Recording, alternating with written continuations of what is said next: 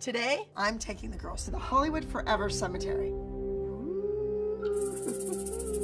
We're a day behind with the group because Kalani was sick, but now that she's feeling better, I'm gonna give them the tools to win. I want the girls to actually learn to be grave diggers so they know what they would have to dig. It's a lot of work.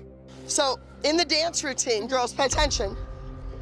You know what, back up, let these girls come in so they can hear me. You're not in the routine. All right, so in the dance routine, the shovel is our prop.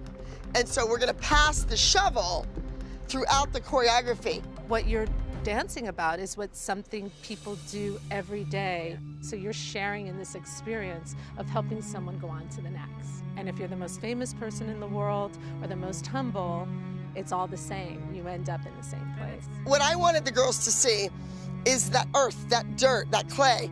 It's heavy to pick it up. I want you to make it look like it's hard work.